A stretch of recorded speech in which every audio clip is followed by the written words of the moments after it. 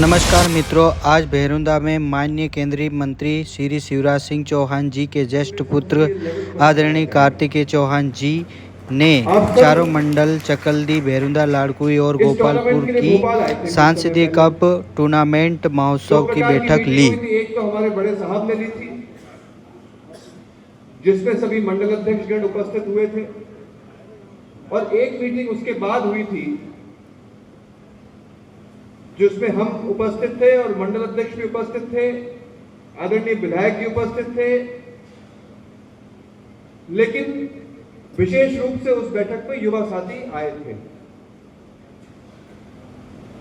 उस बैठक में कई प्रकार की चीजों पर चर्चा हुई थी, लेकिन एक चीज पे आप सब ने सहमति की थी, और वो ये थी कि भैया किसी भी बड़ा टूर्नामेंट अगर हमको कराना है तो उसके लिए संगठित होना बहुत अनिवार्य है।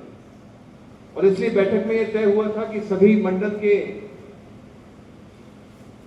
मंडल अध्यक्षगण पुराने मंडल अध्यक्षों के साथ मिलकर टीमों का पंजीयन करेंगे। विशेष रूप से जिम्मेदारी मंडल की नई कार्यकारिणी मंडल के नए अध्यक्षों को दी गई थी, क्योंकि जो मैं मानता हूं कि युवा है एक तरीके से। और फिर जब इस विषय पर चर्चा हुई कि युवा मोर्चा की क्या भूमिका रहनी चाहिए, तो दूसरी बैठक में यह फैसला किया गया था कि युवा मोर्चा के साथी मिलकर अपने मंडलों में खेल आयोजन की समितियां बनाएंगे। और सबसे निवेदन किया गया था कि अलग अलग समितियां अपने मंडलों में आप सब बनाने का प्रयास करें। और ये लिस्ट हमें आज की बैठक 15 तारीख तक देनी थी, आज 16 तारीख को हमने बैठक की है, तो आज सूची आप सब उपलब्ध कराएंगे। तो भूमिका बनाते हुए सबसे पहले मैं निवेदन करना चाहूंगा कि मंडलवार मंडल अध्यक्ष जी इस पोडियम पे, इस मंच पर उपस्थित हो और दो चीजों से इस सभा के समक्ष दो चीजें वो सबसे पहले सामने रखें। तीन चीजें। सबसे पहला, हमारे आदरणीय मंडल अध्यक्षगण बताएं कि उनकी सूची जो रजिस्ट्रेशन होनी थी टीमों की, वो कितनी हो गई है। उनसे निवेदन किया गया था कि यहां पर सभी टीमों के कप्तानों को भी वो बुलाएं, ताकि प्रत्यक्ष रूप से ये सभा उन सभी कप्तानों को देख सके। तो नंबर 1, मंडल अध्यक्ष जी यहां पर आए और कप्तानों का परिचय आदरणीय विधायक जी से, आदरणीय अन्य नेताओं से और बाकी सबसे उनका परिचय कराएं। और दूसरा, मंडल अध्यक्ष जी से निवेदन होगा कि वे यहां पर उपस्थित हों और हमारे सभी समितियां युवाओं की जो उन्होंने खेल आयोजन के लिए अपने अपने मंडलों में बनाई है, उसका भी परिचय इस मंच के माध्यम से आप सब दें। और अंततः मंडल अध्यक्ष जी ये बताएं कि उनके मंडल में ऐसे कौन से ग्राउंड है जहां पर मंडल के टूर्नामेंट आयोजित कराए जाएंगे। आगे मान लीजिए, बड़ा प्रसन्नता का विषय है कि हमारी डिस्ट्रिक्ट स्पोर्ट्स ऑफिसर, खेल अधिकारी भी यहां पर उपस्थित हैं। इस सब के बाद मैं चाहूंगा कि आदरणीय मैम को भी हम ऊपर मंच पर जगह दें, मंच पर बुलाएं, क्योंकि ये संसद खेल टूर्नामेंट है मैम, ये शासकीय टूर्नामेंट है, ये पार्टी के कार्यक्रम से ऊपर उठ के ये अलग आयोजन है, तो इसमें आप मंच पर आ सकते हैं। एक बार सभी टीमों का परिचय हो जाए, सभी समितियों का परिचय हो जाए, तो उसके बाद मैं फिर और कुछ विचार हैं जो मुझे समिति की क्या रिस्पॉन्सिबिलिटी, क्या समिति के कर्तव्य होने चाहिए, क्या जिम्मेदारी होनी चाहिए, उस पर मैं प्रकाश डालूंगा। उसके बाद आदरणीय विधायक जी, आदरणीय रघुनाथ चाचा, अन्य नेतागण अपने विचार रखेंगे, अपना मार्गदर्शन देंगे। और उससे पूर्व हमारे डीएसओ जो हमारे अधिकारी हैं, हम उनको भी सुनेंगे और उनसे भी हम चर्चा करके क्या नियम होने चाहिए इस पर हम लड़कर जीतने का प्रयास करें। हमने 3 बार ऐसे कार्यक्रमों को कराया और अब मुझे कहते हुए खुशी है कि प्रधानमंत्री नरेंद्र मोदी जी के विजन और हमारे क्षेत्र से आदरणीय शिवराज सिंह चौहान जी जो सांसद के रूप में हमारा प्रतिनिधित्व कर रहे हैं, उन्होंने ये फैसला किया है कि अब सबसे पहले चारों मंडलों को बधाई देना चाहूंगा कि उन्होंने बेसिक जो जिम्मेदारी थी टीम बनाने की, रजिस्ट्रेशन करने की और समिति बनाने की, उसको आप पूरी तरीके से पालन किया है, लेकिन चूंकि मैं आपके साथ का व्यक्ति हूं इसलिए कुछ सुझाव भी मैं इसके साथ देना चाहूंगा।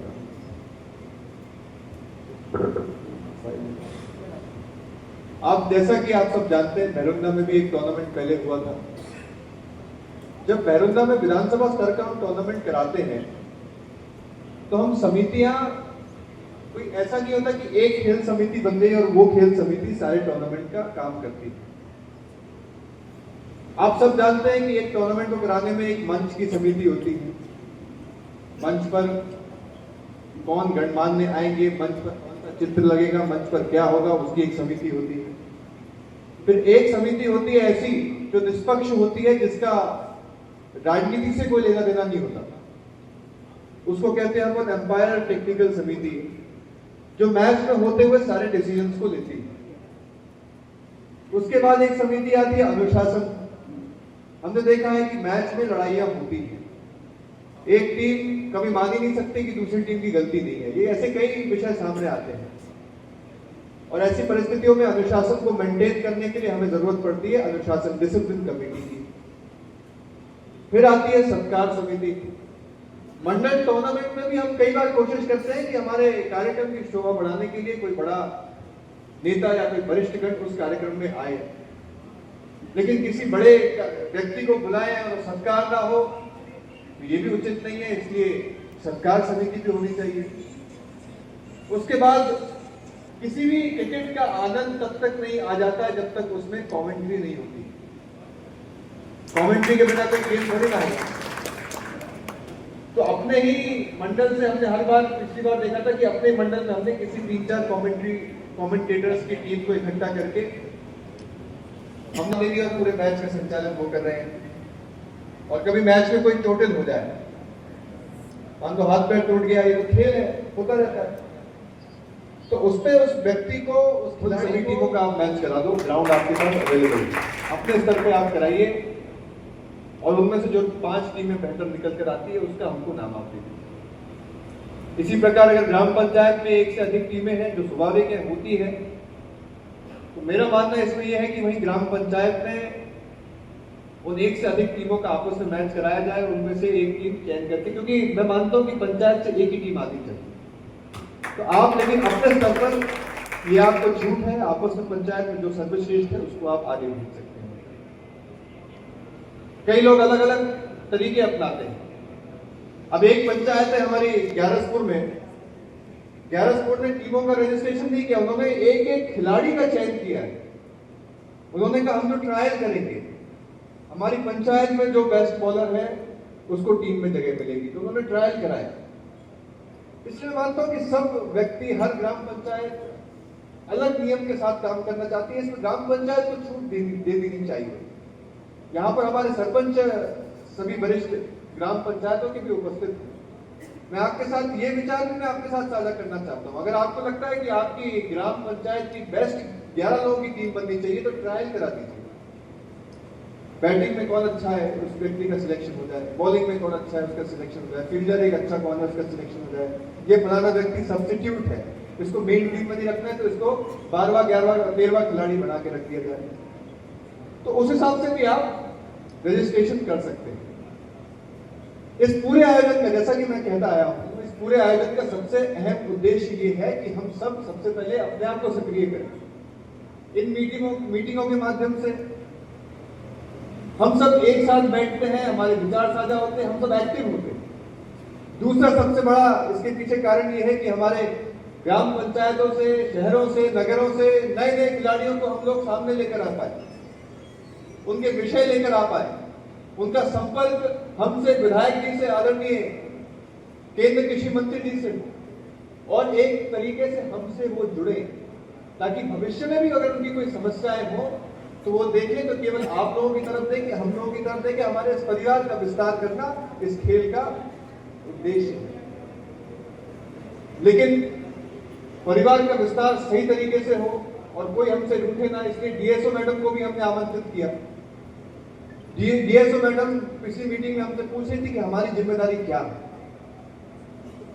डीएसओ मैडम और हमारे जो टेक्निकल समिति के जो साथी हैं, सही मायनों में मैं इनको श्रेय देना चाहता हूं कि अगर सही ढंग से निष्पक्ष रूप से लोग आपस में टीमें एक दूसरे को उल्टा सीधा कह सकती है, लेकिन सभी ने टेक्निकल समिति का हमेशा सम्मान किया है।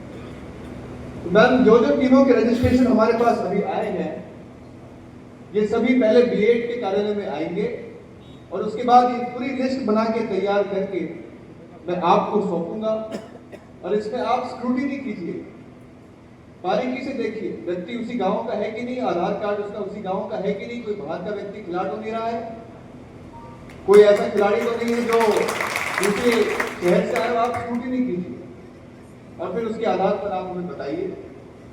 उस नाव में हम उसी ग्राम पंचायत को वो लिस्ट वापस भेजेंगे और उसमें संशोधन करके वो लिस्ट ग्राम पंचायत में वापस भेजेंगे। साथियों, ये हो गई क्रिकेट की बात। अब चूंकि भैरुंदा में खड़े हैं तो कबड्डी की भी बात करनी पड़ेगी, जरूरी है, क्योंकि कबड्डी की टीमें भी यहाँ पर डाला है। मैंने पहले ये विचार अपने मन में लाया था कि हम व्यवस्थित रूप से पहले क्रिकेट का हम लोग पंजीयन कर लें, जैसे ही पंजीयन क्रिकेट का खत्म हो जाएगा तो हम कबड्डी के पंजीयन प्रक्रिया को शुरू करेंगे। आज कबड्डी के बारे में मैं बस इतना ही कहना चाहूंगा कि अभी पंजीयन प्रक्रिया में कबड्डी को मिक्स करना उचित नहीं होगा, कंफ्यूजन क्रिएट होगी। तो पहले हम ये पूरा हो जाने देते हैं, उसके बाद हम लोग उस पर विचार करेंगे। साथियों, क्रिकेट टूर्नामेंट कैसे होगा ये भी आप जानते हैं।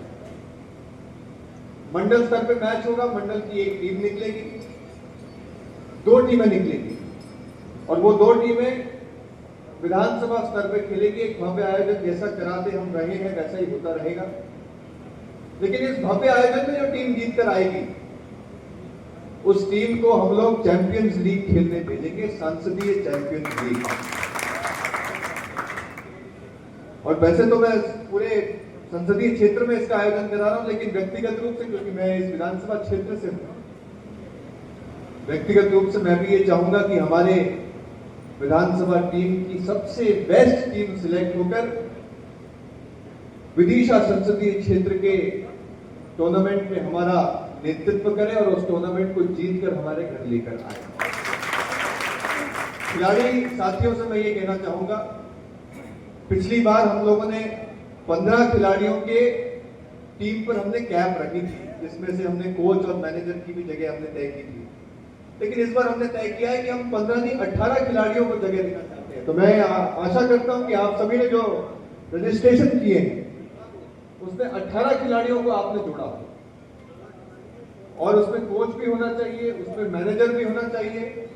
जब बुद्धि की अपनी टीम बन जाएगी तो उस टीम का मैनेजर तो नहीं, लेकिन उस टीम के साथ मैं विदिशा जरूर जाना पसंद करूंगा। इन सभी टीमों को किट उपलब्ध कराई जाएगी जो मंडल स्तर से जीतकर जो विधानसभा में आती है, उसको क्रिकेट किट उपलब्ध कराई जाएगी, जर्सी दी जाएगी, क्रिकेट की सामग्री दी जाएगी। और अगर उनमें से कोई अच्छा खिलाड़ी निकल कर आता है तो आग्रह किया जाएगा कि उस अच्छे खिलाड़ी को आगे भी मंच मिले। आग्रह किया जाएगा, कोशिश करी जाएगी कि उस खिलाड़ी को कैसे डिविजनल क्रिकेट के माध्यम से या फिर स्टेट क्रिकेट के माध्यम से उस खिलाड़ी को भी हम आगे बढ़ाएं, उसको भी हम मौका दें। आज आप सब अल्प आग्रह पर आप सब यहां पर आए, आप सब ने मुझे सुना और इस क्रिकेट प्रतियोगिता में आप सभी ने सहभागिता दी। मैं इसके लिए आप सभी का आभारी हूं और आशा करता हूं कि आने वाली मीटिंग में भी आप बढ़ चढ़कर इसी प्रकार से हिस्सा लेंगे। ये टूर्नामेंट में अकेले अपने लिए नहीं करा रहा हूं, ये हम सबके लिए मैं करा रहा हूं। तो आशा करता हूं कि इसमें आप भाग लेंगे और इसको सफल बनाने में आप योगदान देंगे। आप सभी का बहुत बहुत धन्यवाद। जय हिंद, जय भारत।